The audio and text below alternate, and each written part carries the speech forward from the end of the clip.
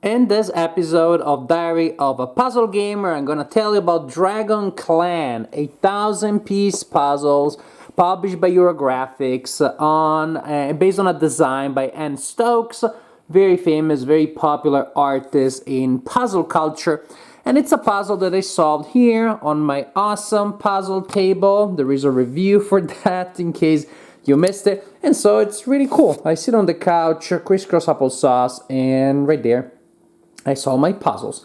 In this case, yes, I solved it this way. I solved it at 90 degrees, but it's still perfectly solvable.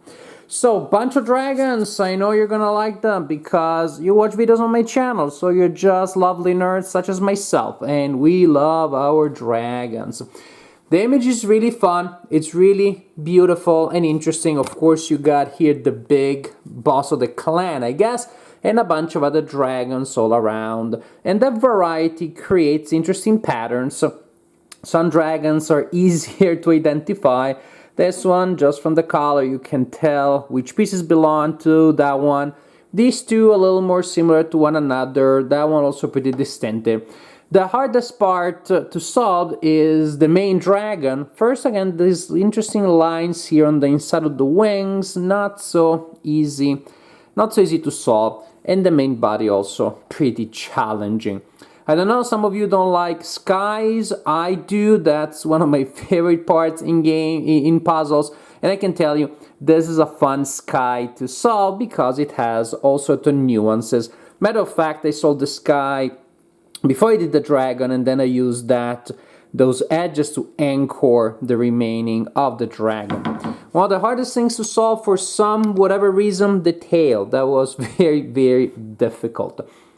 It's a puzzle, so again, with a nice image, and it was fun overall. I wasn't super impressed by the quality of the production.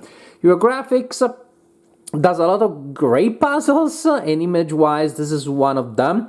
But the cut was not particularly to my liking. First, you may already notice the grid. It's one of those grids where every piece has basically the same shape. With the exception of the edges, all the pieces are two in, two out, two in, two out.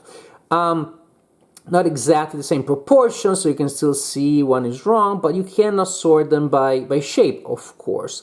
And it's just not as interesting to me as when you have totally crazy shapes, which Eurographic also sometimes does, or when you have still a general orthogonal grid, but with more of a variety of in and out, we'll call them that.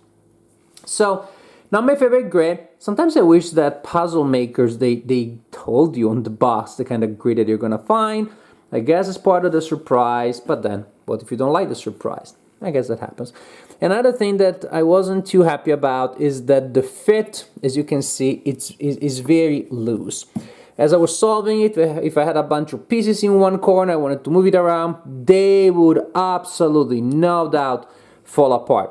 Even now that the puzzle is solved, so that's where, when in some puzzles, you can just grab two corners and pick the whole thing up, because every piece is connected to a bunch of other ones. Even now, it's as you can see, it just falls apart so easily. And let's see, I'm gonna move those pieces around. They just don't hold together at all. So I was just disappointed by that. So then, I don't know, they're thinner than usual. I think that the thickness is adequate, but the fit is very loose. And as you solve the puzzle, the fact that you had to keep redoing things that you want to move around is just disappointing. Overall, again, still a fun puzzle, still enjoyable. Hey, I finished it. But you know me, I mean, I must really dislike a puzzle not to finish it at all. But it's an overall good puzzle, not great because the production, I believe, could have been better in terms of fit. The cut could have been more interesting.